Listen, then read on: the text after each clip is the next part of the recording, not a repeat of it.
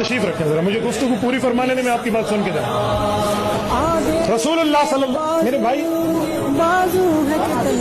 भाई मैं 12 नहीं 112 सुन लूंगा। आप बैठे, हदीस सुनने से तो ईमान बढ़ता है। आप बिस्मिल्लाह पढ़ के मुझे एक हदीस दे दें जिसमें 8 का लफ्ज हो, तरावी का लफ्ज हो, आपको 11 माफ है। मैं आपकी इल्मियत की इसी लोड को जानता हूँ। आप बयान में उठे फिर सुनने का हौसला पैदा करें। कयामत तक आप एक हदीस साबित नहीं कर सकते जिसमें 8 का लफ्ज हो और तरावी का लफ्ज हो। आपको 12 में 11 माफ है, आप एक सुना देना। किसी के जलसे में उठकर यूं बात करना, फिर हौसला भी रखें। मैं यही तो कहता हूँ कि हमारे अंदर इल्मी इसी लोड का जोश बढ़ता है। एक हदीस जिसमें लफ्ज तरावी और लफ्ज 8 हो, खुदा की कसम में भवे कटाकर इनकी बात मान लो।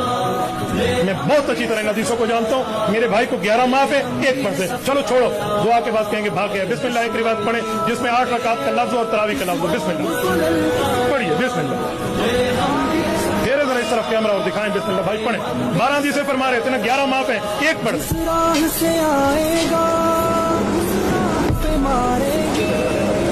खत्म हो गई बात।